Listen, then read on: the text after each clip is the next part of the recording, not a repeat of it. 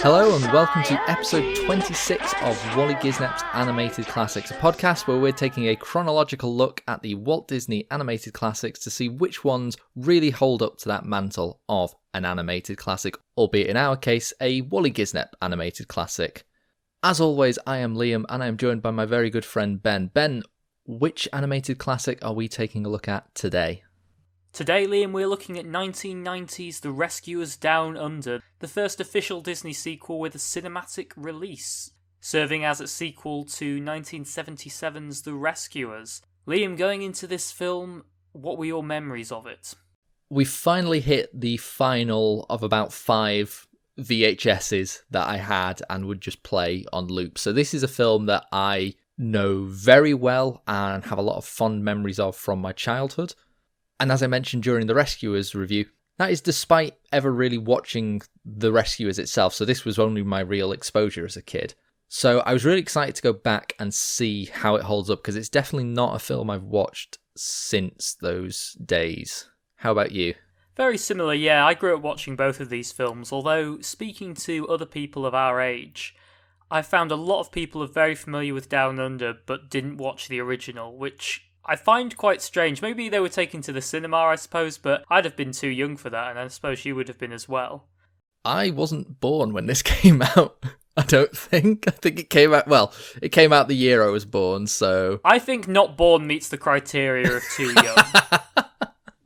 Yeah, that's fair enough. I think the other reason would be that the late 80s saw the boom of VHS release, and whilst Michael Eisner was slow to release the classics on VHS, I think as films were coming out, you could guarantee that they would at least make money if you released them on VHS shortly after the cinematic release. So I think a lot of people will have had this VHS, whereas I'm trying to think when they actually released the Rescuers one. Because I don't think even Snow White had had a VHS release at this point, now I think about it. Obviously nowadays we've got Disney Plus, where every Disney animated film, with the exception of Make My Music, is available at your fingertips. But yeah, back in the 80s, 90s, and even the early noughties, Disney did this weird strategy of only releasing certain films at certain times. So if you didn't pick them up in the time period in which they were available, you just had to wait several more years to get them. It was a very odd system now I look back at it. I do wonder whether we're going to see the classic Disney Vault applied to Disney Plus at some time, where they're like, we're just going to take this off for 6 months. That said, shall we dive into the film? Let's get started then. As we alluded to in our last episode where we talked about The Little Mermaid, The Rescuers Down Under is kind of the black sheep of the Disney Renaissance, in that a lot of people think of these big films, so you've got The Little Mermaid at one end, Tarzan at the other, you've got Pocahontas, The Lion King, Beauty and the Beast, Aladdin, and this film kind of slips under the radar a little bit, even though it did technically come out in that time frame. I think I mentioned this in The Little Mermaid, but I like to consider The Rescuers Down Under as kind of the death rattle of the 80s Disney, the swan song of shitness, if you will. That's a little bit harsh. Although it was passed over to Hendel Butoy and Mike Gabriel to direct it, following their work on Oliver and Company. And I think you're right in the sense that this was a film made in the same model as Oliver and Company and The Black Cauldron, and even to a certain degree, The Fox and the Hound. Whereas after the success of The Little Mermaid, it takes a couple of years for the film formula The Little Mermaid was the template for to filter through to the rest of the system. But once it does, we then get the full-blown Renaissance. So yeah, let's talk about The Rescuers Down Under then.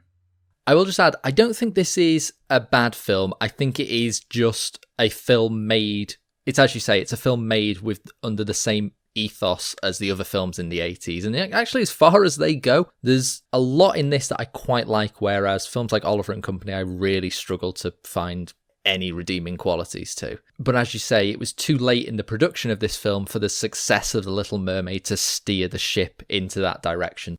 Let's go through the plot then. So, at a technical level, The Rescuers Down Under is definitely a step up from the original Rescuers. It was the first feature film to be created entirely digitally, and there is a pronounced smoothness to the animation, even compared to The Little Mermaid in some cases, and also a greater prevalence of supporting CGI, which we've seen trickling in throughout the 80s.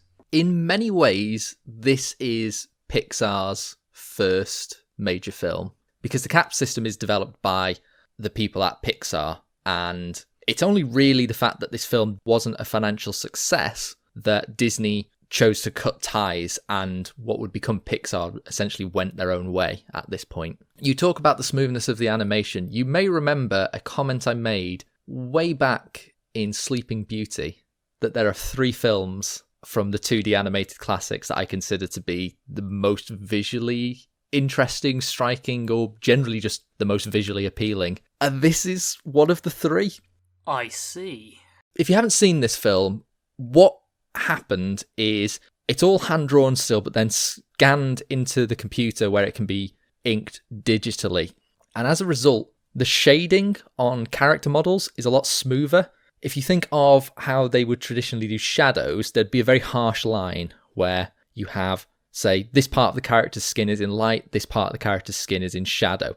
By doing it digitally, you get this really soft gradient on the tones, which is normally reserved to backgrounds, because obviously a background is used in a lot more frames, so they can put more time into it, whereas there's so many character animations that they will sort of, I don't want to say rush, but they can't put as much time into them, whereas when you're doing it digitally, you can get the effects much quicker. And I do actually quite like the early 3D modelling. I think it lends to some really cinematic moments, such as actually the opening of this film I think is fantastic. It always gets me excited when it happens, which is we open on the Australian outback with Uluru in the distance, and we just get this very swift zoom in towards Uluru through a field of tulips or something.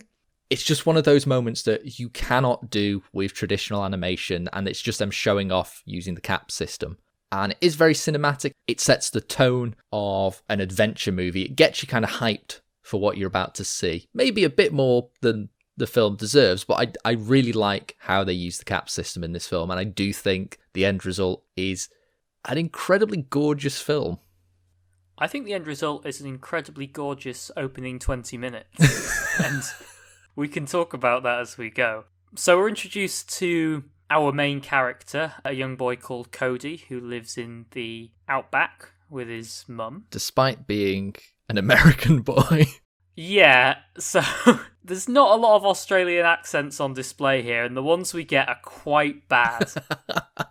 So Cody sneaks out, and he can talk to the animals, I guess, and he goes to meet up with all the animals, and he's talking to a kangaroo with a very strange accent. It's like, be careful, friend. It's not good.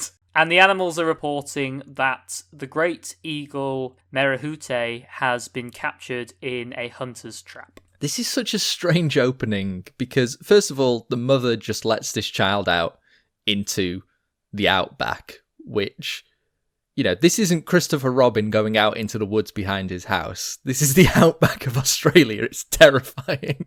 Everything there can kill you.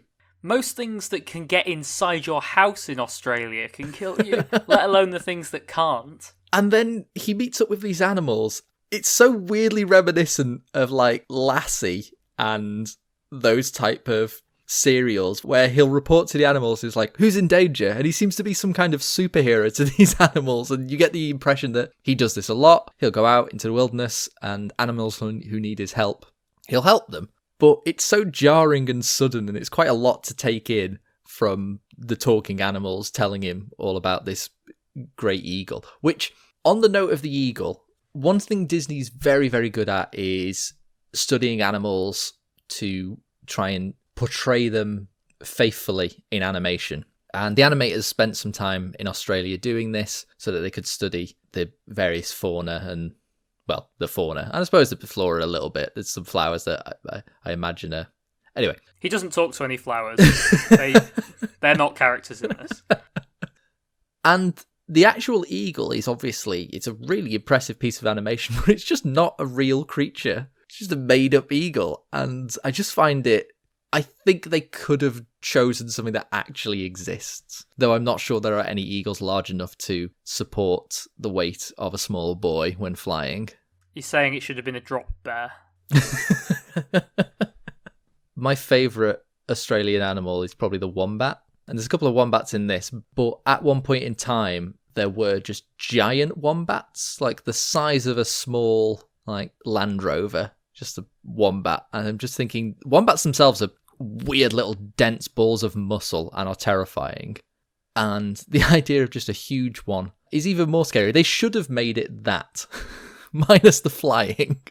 Just a giant muscly wombat. When you say there was a time when there were wombats this big, are we talking like prehistoric? Are we talking 10 years ago? I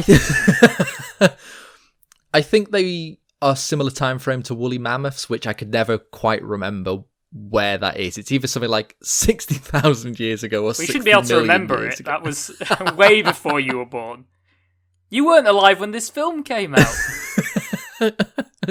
Maybe there were giant eagles and they've died out in my lifetime. Now, we talked a little bit in the Rescuers podcast about some of the weird inconsistencies of the universe, right? So one is children can talk to animals, but adults can't. But then obviously you get into the thing of, well, at what point when they're growing up do they lose that ability? Or do the animals just start ignoring them? But then the other thing we get, so Cody hears that Merahute, the big eagle, is in trouble. So he climbs up this cliff. Again, it looks really atmospheric way they've captured the way the outback looks. And the eagle's just an eagle. Like, it doesn't talk. It can understand Cody, but it can't talk back. You're right in that the eagle clearly understands Cody, and I think that it just chooses not to talk, or it's clearly not very social. All the other animals talk to each other, and they've all communicated, hey, kids can understand us, we're allowed to talk to them. Whereas this eagle's never been given that information, so it's just like, I better not talk in front of this kid, otherwise the cat's out the bag. But it doesn't talk to the mice later. That's a very good point, actually. Ignore all of that. It's just an eagle. It doesn't make any sense. Cody frees Merahute, and as the eagle spreads its wings, it accidentally knocks Cody off the cliff, and he's falling to his death. But then at the last moment, Merahute swoops down and catches him, and then they go for this stunning sequence where they're flying through the outback and encountering all these different animals. And perhaps more than any other Disney film, I think this does the best job of showing the audience what's at stake visually, because this sequence doesn't really have any dialogue in, but it just shows us this is what freedom looks like, this is why nature's important, this is the relationship between these two characters that we're establishing, and it shows you right up at the front of the film, here's what is at stake and here's what is going to be challenged and tested during this film. This was my favourite animated sequence as a kid, and as an adult, I get the impression that this wouldn't have been possible without the digital trickery that was used with the cap system. I think it's absolutely gorgeous. There are a few sequences where I do wish Disney would release their classics into cinemas so I could see them on the big screen. Like, luckily, I was just about old enough where I got to see The Lion King in a cinema, and that memory's like very vivid for me because the Stampede section in The Lion King is gorgeous, and seeing it on a big screen is amazing. And this is one of those sequences where I would just love to see it on a big screen. One bit that stood out to me is there's a bit where Cody jumps off a waterfall head first and with his arms out the side, and I was like, they nicked that for Pocahontas. It's exactly the same. Do you think it was actually rotoscoped as well? So they're just like, just take this footage of a small boy and draw over it with a tall Native American woman. And can you make Pocahontas dance like Snow White and a cat? This sequence as well has... There's like a surfing bit where Merahute is holding on to Cody and takes him sort of skimming across the surface of the water. It's so fluid, this animation. Again, it's just how many frames have had to go into this, and would it have looked like this if they hadn't put the money and the investment into the system? The Little Mermaid is a beautiful film, but the smoothness here is a big jump up. And I think, if nothing else after this podcast, if you've not seen this film, go and watch that initial flight sequence between Cody and Marahute, because it is the standout sequence from this film. One thing I almost forgot in this scene is when Cody's talking to the eagle, it's revealed that she has eggs, and he asks where the daddy is. And he just gets a look from this eagle who is refusing to communicate with him. And he just goes, oh, it's the same for me. My dad's gone too. And I'm like, no, it's not her dad. It's her partner. Yeah, he should be addressing that to the eggs, really. Also, the score of this film might be the most 90s score obviously the most 90s score we've had so far. It's the only film in the 90s that we've done. But you can just listen to this and know exactly the era it came from. Well, on the subject of scores, let's move on. So, after his amazing flight, Cody's dropped off by Marahute and starts heading back. But on his way back, he spots a mouse caught in a trap, but the mouse is actually bait, and Cody falls into a poacher's pit. The mouse gets him a vine to try and help him out, but it's triggered an alarm, and a large vehicle rolls up, and we see it's the poacher McLeach. This was foreshadowed slightly earlier by there being a wanted sign on a tree. Now, I put it to you that if you want to catch someone, the best place to put a wanted poster isn't in the middle of a forest in the Australian outback, because not many people are going to see it. But the animals will see it, and they'll know to avoid that man. Maybe it's an animal poster. But yeah, I think the character of McLeach, his theme music is really, really good. It's very dramatic and intense. And this character, McLeach, is voiced by Academy Award-winning actor George C. Scott in one of the roles towards the end of his career. This was a good year for George C. Scott. He had this and Exorcist 3. And why was that a good year for him? They're both good films. They're both very good performances, I'll give him that. Also, The Exorcist 3 is genuinely brilliant. I would argue better than The Exorcist. There's a quote on George C. Scott's Wikipedia page where one of his co-stars went up to the director of the film they were in. This wasn't The Rescuers, by the way. This was another film. And she said, "I don't know what to do. I'm scared of him." And the director said, "My dear, everyone's scared of George C. Scott." Yeah, it's about time he finally voiced a Disney villain. But as I say, I think he just missed out. If they'd waited a couple more years, he could have got the real full-on Disney villain treatment. Whereas, whilst the performance is good, I also quite like the character. But yeah, he's no Ursula. How would you describe the character of McLeach, then? I'd describe him as George C. Scott. He's just a mad poacher. He's got this... I think it's meant to be a gecko called Joanna, but it's massive. She's a goanna, Joanna the goanna, which I've seen these and they are terrifying. They're basically just miniature Komodo dragons. And by miniature, I mean the size of a small dog, which I don't want a Komodo dragon any size. So he puts on a very thin veneer that the poacher's trap was actually one that Joanna dug, which it obviously isn't. To be fair, Cody's having none of it, and he's like, "No, it's a poacher's trap, and you're a poacher." And McLeach does the only rational thing when he sees Cody has a feather from Marahute and kidnaps a child. It's the fact that that feather could have came from anywhere. He's clearly exploring the outback at this point, and birds fly. They drop feathers. Could have just picked it up and been like, "That's a nice feather." Could you imagine if that was what had actually happened and he gets kidnapped because of it? I feel things would probably play out about the same way, to be honest. McLeach is pretty unhinged. And then we get this really fun sequence where the mouse who Cody rescued, that was being used as bait, runs into his friend's house and they start sending SOS messages to the Rescue Aid Society back in New York. Although this mouse does rush into his friend's house naked, which... because mice don't normally wear clothes when they're outside, but then his friend is wearing them, which is weird, but fine, I guess. Actually, were there any naked animals in The Rescuers? Because even Rufus, the cat, had a little scarf and glasses on. And then all of the other animals were the swamp critters? Yeah, I don't think there were any naked animals in the original. I just think they're all naturists down in Australia. We also established there's a lot of mice that are kind of in some way linked or at least aware of the Rescue Aid Society, and we see some very competent mice later on. And my first thought was, why can't they help out? Like, why do they have to go, oh, well, we'll have to get someone in from New York. Sure, it'll take a few weeks, but I'm sure the kid will be fine. I do enjoy that the SOS message just says child in Australia.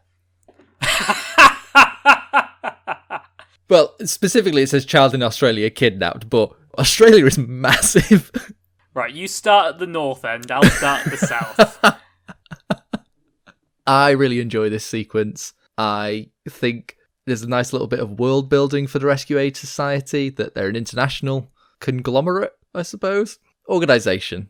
And some of the messages being sent is quite nice because they're using human equipment, which I find quite sweet, because mice haven't invented radio equipment. Though they somehow have invented equipment that lets birds communicate with radios. It's so inconsistent, the world building in this. And speaking of inconsistent, we go back to New York where we rejoin the Rescue Aid Society with the strangely cartoonish looking head of the Rescue Aid Society, who immediately says, this is a terrible situation, we're going to send our best agents. Cut to Bianca and Bernard, and they're not in their seats.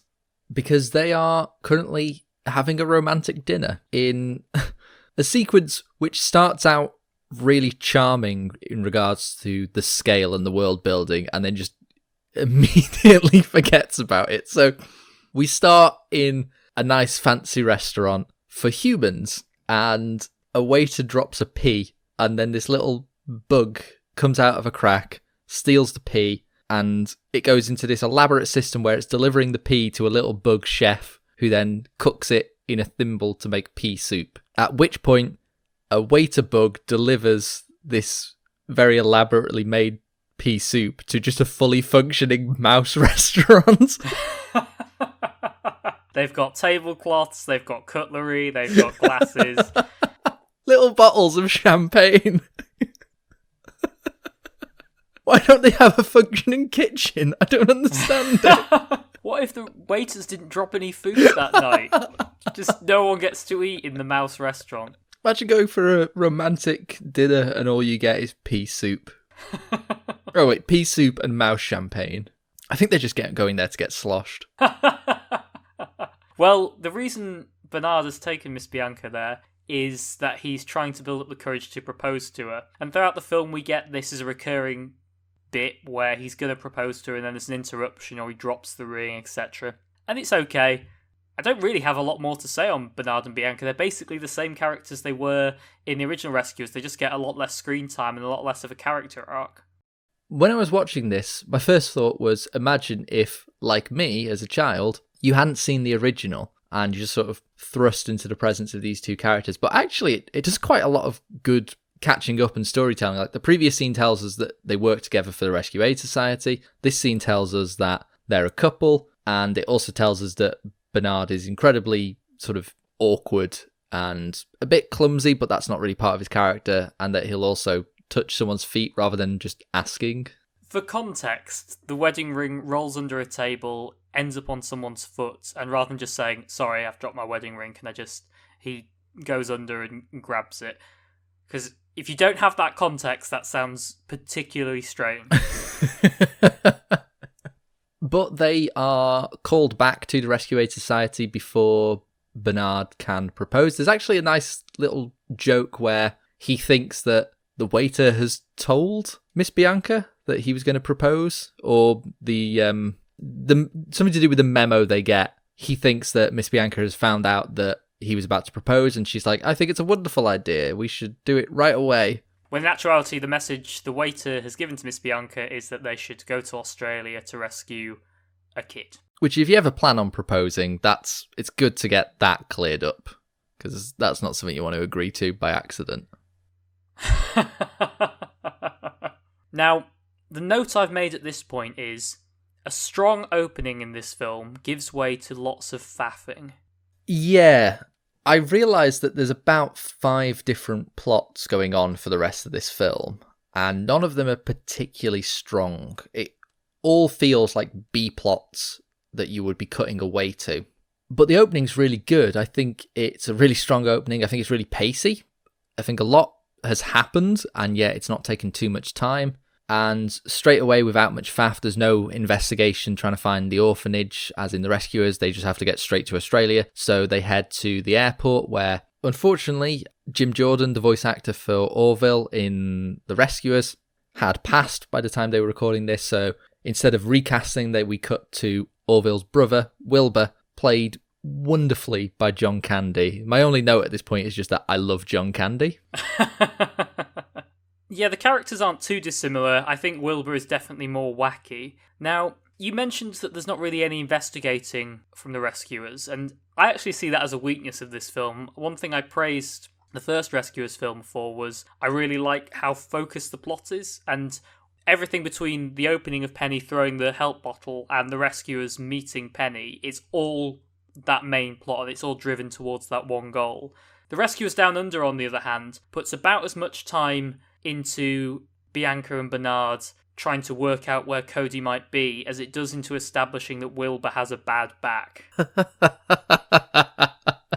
Yeah, I do miss the detective work, actually. I think in its place, there is just weird faff instead. As you mentioned, the Wilbur back subplot is just, I don't know why it's in there other than the fact that they had John Candy, so they wanted to get as much of a performance out of him as they could, but they didn't know what to do with him, so they just had him pretend he had a bad back and then wrote some scenes around that. Yeah, my note is just that for a fairly simple film, there's way too much going on, and none of it is really substantial. No, you're absolutely right. So let's talk about what these plot threads are then. So Bianca and Bernard charter this flight with Wilbur to Australia. I say they charter a flight with Wilbur to Australia. They get on top of Wilbur, who then climbs inside a plane, and a plane flies to Australia, which again emphasises that Wilbur doesn't really need to be in this film. Yeah, I take back my point in The Rescuers about being more impressed by the bird that flew to Australia, because as it turns out, he doesn't fly to Australia. We did get a comment saying that albatrosses can fly basically from pole to pole, so it's doable. He just doesn't want to. Just can't be bothered. It's got a bad back. So, on arriving, they meet Jake, a Australian stereotype. Sorry, a kangaroo rat. I think that's what they're sort of colloquially known as. Google them; they're quite cute. And he's sort of set up as mouse. A hopping mouse. Adorable little buggers. And Jake is kind of set up as a love rival for Bernard in getting Miss Bianca's affections. Now, I don't think this is necessary because everyone's a love rival to Bernard because everyone wants to bang Miss Bianca. This is exactly the same as in the first film, except there's only one other mouse. Yeah, the character of Jake is weird. In fact, I'm genuinely surprised that they didn't get Paul Hogan to voice Jake. Because really the whole reason this film exists is because America in the late 80s was kind of having a bit of a love affair with Australian culture. Things like Crocodile Dundee had came out and people were starting to be aware of this bizarre place that's almost on the other side of the world to them, but in many ways culturally very similar, but there's enough difference there that it's kind of exotic without being, foreign. So this was a time when I can definitely see executives being like, we need a big Australia picture. And this is what they come up with. And Jake is our kind of Crocodile Dundee insert, who's kind of suave and he's got all the know-how of the outback. It's established that whilst Bianca and Bernard are on a secret mission to save Cody, they wouldn't know what to do without the help of someone who knows the area and knows the animals. So Jake is going to be tagging along and kind of trying to third wheel Bernard for the duration of this film, and I could just kind of do without it. If you're in doubt as to how much of an Australian stereotype Jake is, at one point in a scene, for no reason, and it's not referenced, he's just holding a boomerang. So that's plot 2, I guess. Plot 1 is obviously Cody's been kidnapped by McLeach. Plot 3 is Wilbur's got a bad back and has to go to the doctor, which, now I say it out loud, I realise quite how stupid a subplot that is.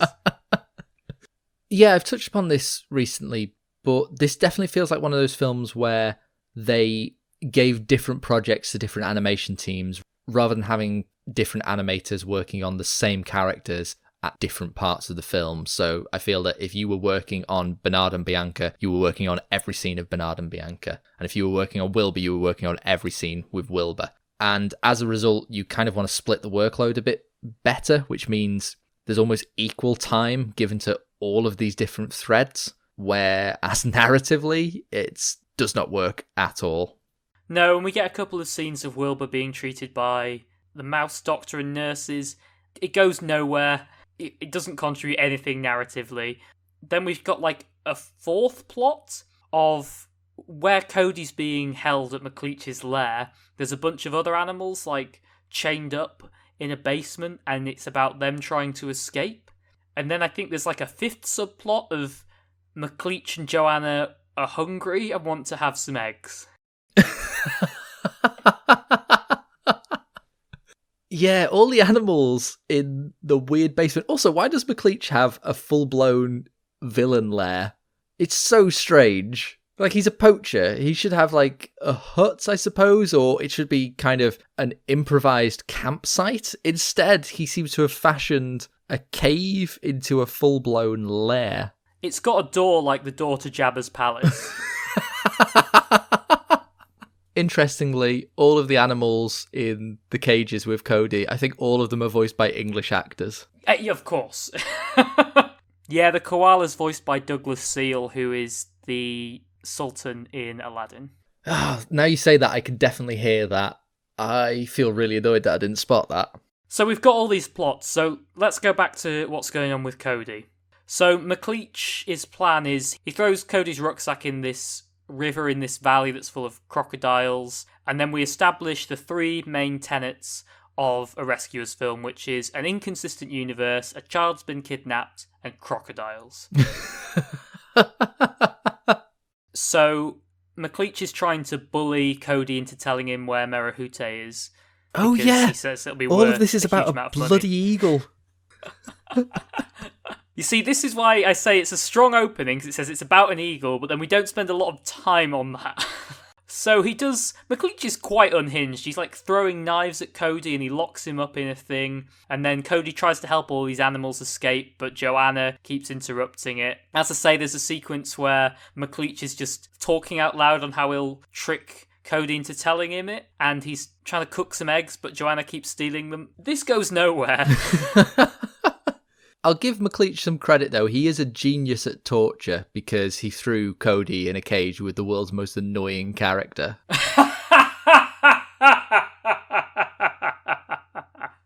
Yeah, Frank the Frill Lizard, I think, is the most Black Cauldron-y element of this.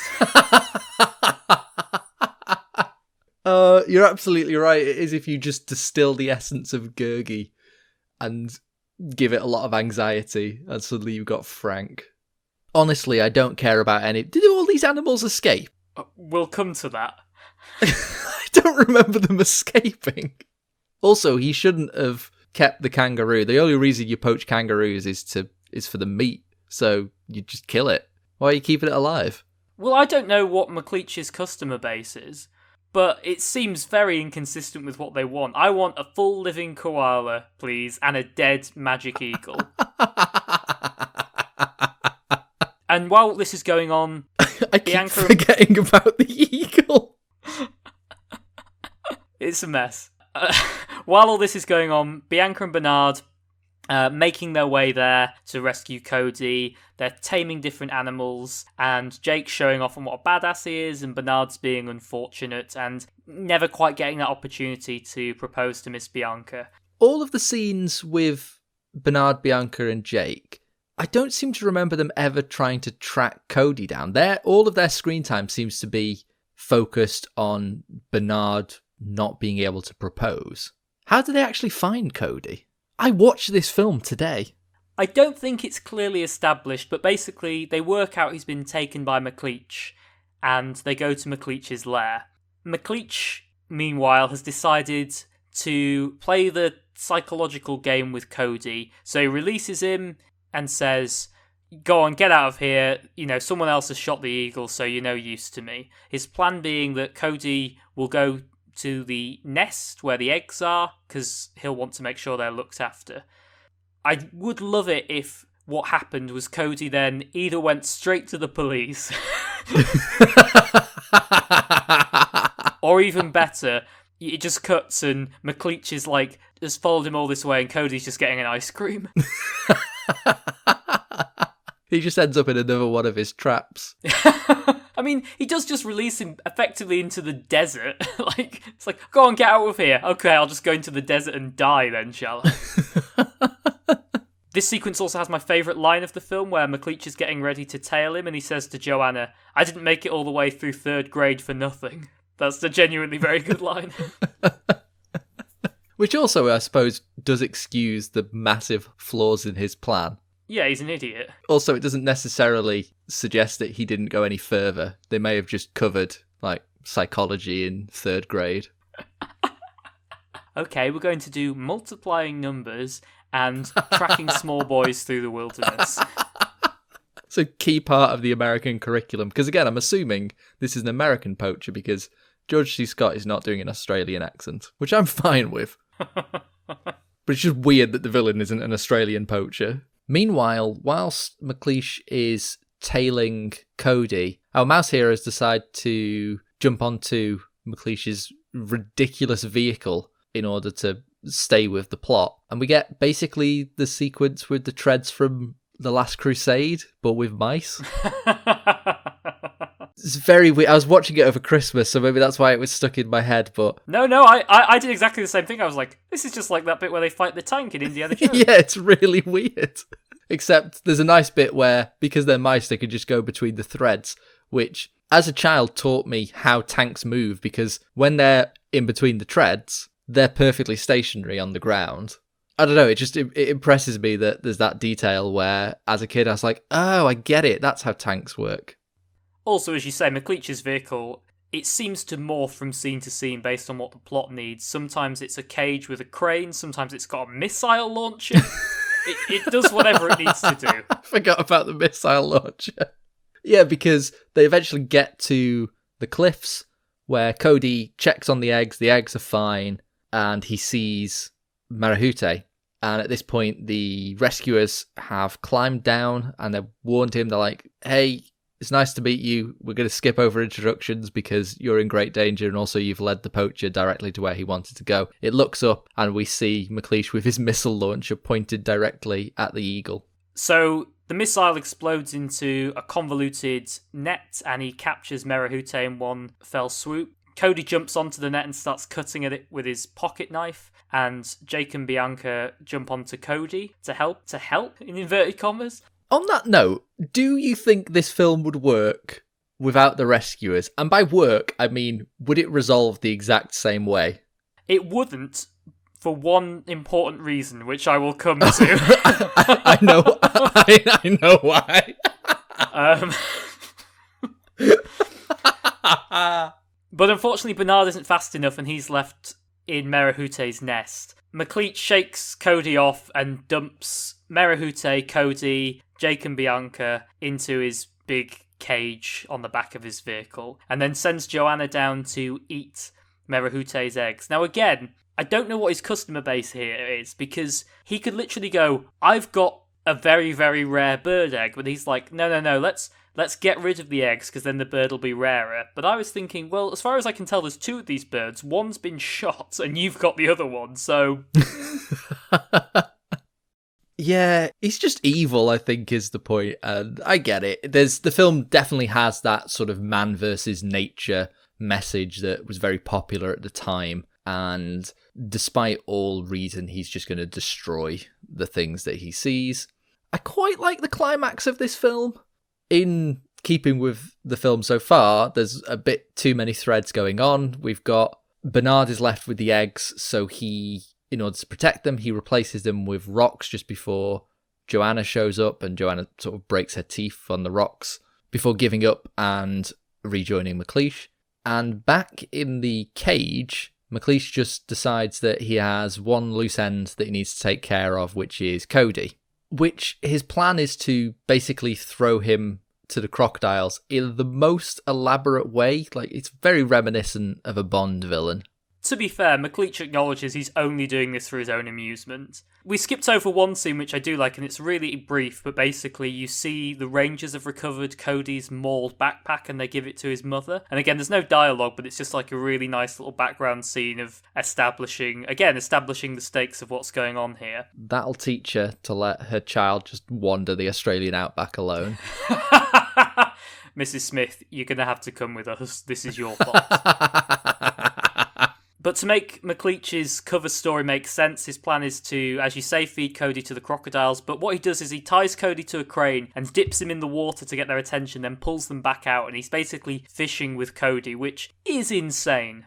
It's a great climax sequence, though. Like, it's very tense. Yeah, absolutely. The crocodiles, they're way more realistic than the ones in the first Rescuers. They're not big and cartoony. They're just crocodiles that eat people. Presumably they don't talk to little boys, who knows? And Merahute and Jake and Bianca are all trapped inside the cage. But then Bernard, on his way there, he grows a pair and he really talks down to a warthog, and it takes him to the climax of the film. Now, although this is meant to be the sort of turning point for Bernard as a character in this film, I actually don't think this is the way this narrative should go. I feel it should be a case of Jake's cockiness gets them into trouble, and Bianca recognises that Bernard's more cautious and sensible approach is what makes him important and what makes him good at what he does. I don't think the right thing is Bernard feels threatened, so he just changes who he is. Like, that feels really antithetical to the whole point of that story. That's a very good point, actually. I kind of write off the story of this because I don't think it works on very many levels at all. So I didn't really consider the areas where it could be improved. But yeah, that seems an odd choice, and there's definitely another way you could do it. But also, I don't think within this film they've set up Bernard's character well enough to pull that off. Well, that I think sets up one of the main problems here, is that the rescuers simply don't have much screen time at all. So going back to when Cody's trapped with all the other animals in McLeach's lair, it should be the rescuers who are there trying to help those animals escape and trying to help Cody escape, rather than some random shit muncher lizard. Yeah, they could have met up with Cody much earlier, similar to like what they do with Penny, where they meet up with Penny and then go down into the scary hole. They could have met up with Cody and then got caught. Literally, at the end of this film, Cody doesn't know Bianca or Bernard's names. That's how little time they spend together in this film. Also, I realised they couldn't have got caught after they meet Cody because they wouldn't have been in Australia if Cody didn't get caught. Unless they were on holiday. Do the classic sequel, just send them on holiday. But I think they could have got to McLeach's lair sooner and then tried to help Cody escape, and then things escalate, rather than just introducing random side characters to pad for time. As I say, I feel this is a film constructed by a studio who knows this is how we're going to delegate and construct a film. This team will be working on these scenes, this team will be working on these scenes, and that way we can get a film out within 12 months into cinemas, ready to move on to the next one. Speaking of scenes, then let's get back to the finale. So, just as things look perilous for Cody, Bernard manages to sneak in and power down McLeach's vehicle and starts working on getting Merahute, Jake and Bianca free. He gets chased around by Joanna in the process, and while all this is going on, McLeach, running out of patience, just gets his gun and decides to shoot the rope out to drop Cody into the water. I'd argue we could just shoot Cody, but what do I know? My thinking is that he wants the body to be found because previously they found the backpack suggesting he's been eaten by the crocodiles, but now he wants the body to be found, and so he's thinking, I can't put a bullet in it because that'll raise suspicion, but I don't think much of the body's going to be found. Like, the crocodiles didn't eat the backpack because crocodiles don't eat backpacks. They do eat little boys, though. Furthermore, he knows for a fact that the Rangers have been pouring over that area looking for Cody because he hears it on the radio. So going back there, lighting up bright spotlights over it and hanging Cody doesn't seem like the most subtle way of getting rid of him. Yeah, it's all very elaborate, and I do kind of enjoy it, though. But Bernard realises he's going to have to act quickly to save Cody, So he manages to lure Joanna towards McLeish, dodges out the way, which sends Joanna flying into McLeish, almost sending him off the cliff. Yeah, McLeish has half an ankle keeping him on the cliff, and he's balanced very tentatively. And in what might be the most subtle but significant heel turn in Disney history, Bernard just gives him a gentle push to his death. Now, I'll add that the fall doesn't kill him, so you could argue in many ways that Bernard did not directly kill a man. You'd be wrong, but you could argue that. I think if we're going down a legal route, I think it's been established that those crocodiles will eat whatever's dropped in there. So, to clarify, McLeish isn't torn apart by crocodiles. They start following him, and Joanna's kind of clambering all over him, and then she jumps off, and McLeish sees the trouble he's in, so he's swatting them away with his gun. And he actually thinks he's got the best of them, and just as he's kind of celebrating, he realises the reason the crocodiles are turned around is there's a big waterfall, and McLeish goes over it and presumably dies. Classic Disney death. Falling. How many members of the Rescue Aid Society do you think have killed people? Is this a first? I mean, Madame Medusa definitely died, but I don't think we can really put that at Bianca or Bernard's door, but it's hard not to say this isn't Bernard's fault. I'm not saying it wasn't justified, but he definitely did it. It's the fact that luring Joanna would have been enough. They could have animated it in such a way that Joanna jumps and that's what knocks them both over the cliff. But they made the decision to have him hanging on by a thread and Bernard actively push a man to his death. But they're not out of trouble yet because the rope gives way and Cody falls into the water. Bernard, this is done off screen, Bernard seems to be able to pull Cody to the surface. Bernard jumps in after Cody and grabs onto the bit of rope that's attached to his ankle. And the implication is that he's going to pull him to the surface to save him. Well, presumably he does, because the next thing we see is them both break out of the surface of the water. So yeah. It's strange, because after this, they show Bernard going to the edge of the water and tying the rope to something in order to save Cody. And you could almost say that's always what he was doing. He grabbed the rope so that he could tie it to something, and they both just came to the water, regardless of that. But you watch this scene, and the way it plays out, all of the language of cinema is telling you this mouse is diving into the water to save this child and pull him to the surface. I mean, we've brushed over a lot of things like the mice seem to be able to move about as fast as McLeish driving a vehicle, which is about as fast as Cody walking through the desert. We've brushed over a lot of that, but this sequence really falls apart in terms of logic. The other thing is, where do the crocodiles go? Because McLeish falls in the water, he gets swept downriver, crocodiles follow him, they see he's going over the waterfall, so they turn round. Meanwhile, Cody drops in the water, and then ends up at the waterfall with no crocodiles involved. So they have given up on Cody very quickly. I think they can just sense that they're in the presence of an incredibly strong, cold-blooded mouse. God, we saw what he did to McLeish. We'll just stay out of his way. Because again, we're assuming all animals in this universe have a degree of sentience and understanding. It makes as much sense as anything. The only other thing is there's a theory that if you're in the water with crocodiles, the best thing to do is swim underwater, because crocodiles' main way of killing their prey is grabbing them and then dragging them underwater to drown them and then eat them. So if you're underwater, the theory is that they won't see you as prey, and Cody does go under the water. It's a theory not many people have tested, because if you're in the water with crocodiles, diving underwater so you're further from land doesn't feel like the safest thing to do. It's also ruined by the fact that this incredibly strong mouse drags him to the surface. Yeah. What are you doing? I was trying to stay away from the crocodiles. You know nothing of the outback.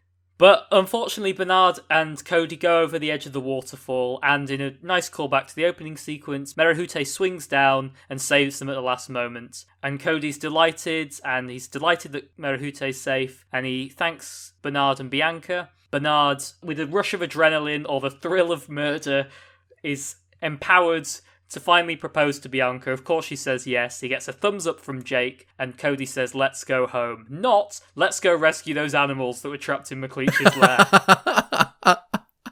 Who, now McLeish is dead, they're not going to be killed. They're just going to die very slowly. Oh yeah, it's far, far worse. I mean, there's a very light implication that they are capable of escaping if Joanna's not there to interfere, but I'm giving them way too much credit there. They are never revisited.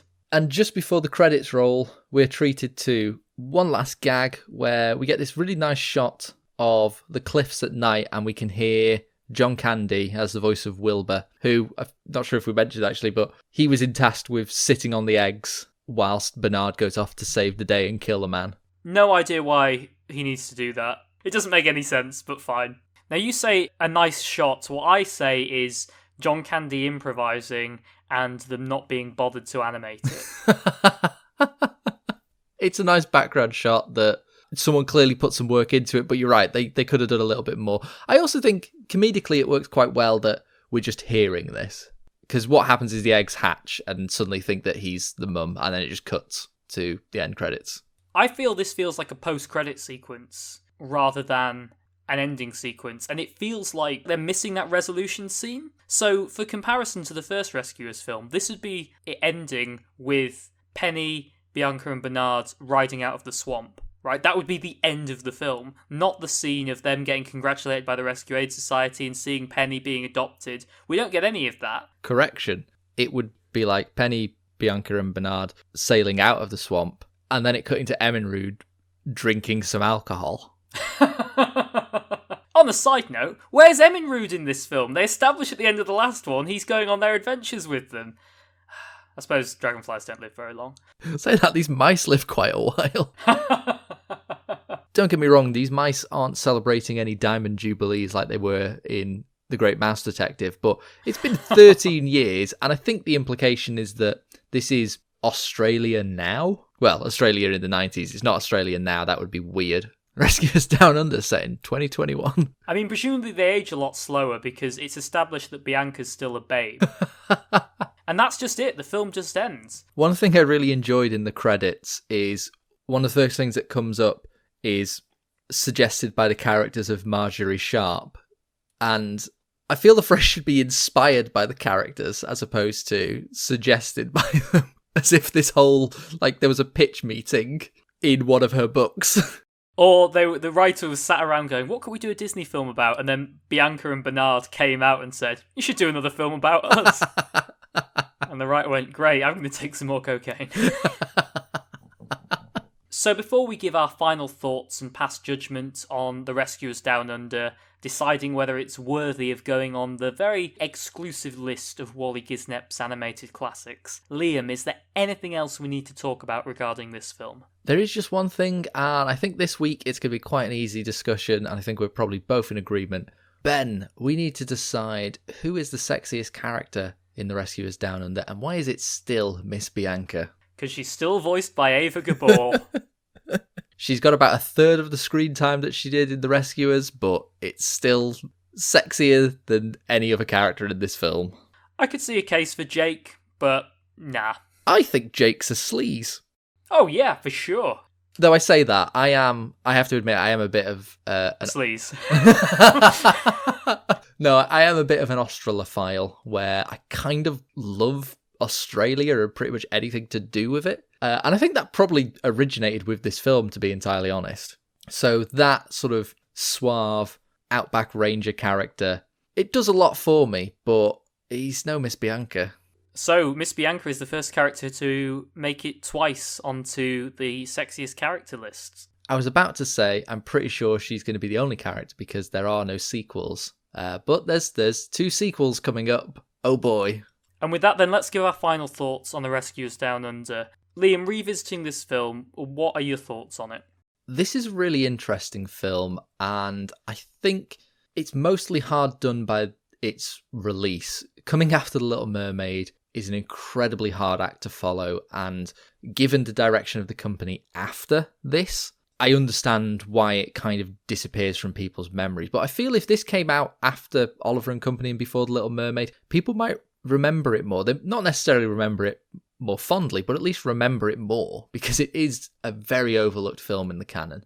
The comparison point for me would be something like The Sword in the Stone, in that it's a film that has a fairly strong premise, and then it's massively let down by just not having a very good structure. So I think the first 20 minutes of Rescuers Down Under is so solid and promising. If the rest of the film was of that quality, I'd say it's better than the original Rescuers, and it probably would make it onto the list.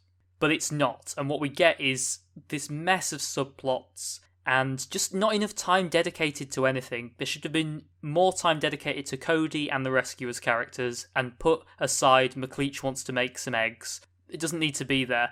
It feels like they cast two big Hollywood names and wanted to give them some space to explore, but hadn't quite got to the next step of how can we build and animate characters around that.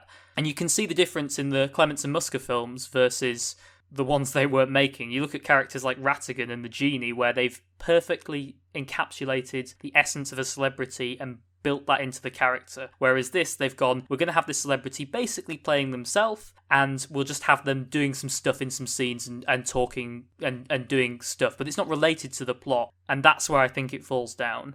Ultimately then, for me, it's a film that I think looks great. I think you'll have a great time watching it, much like Sword in the Stone, but I don't think it's good enough to make it onto the list. Now you talk about character, I think character is definitely where this film falls down, because all of these separate threads, none of them really connect. Like, none of these characters that we've just been talking about really interact. As you say, the rescuers don't meet Cody until the very end of the film. McLeish never interacts with anyone other than Cody. Wilbur just has this strange plot line with his back, and everything is just too disjointed.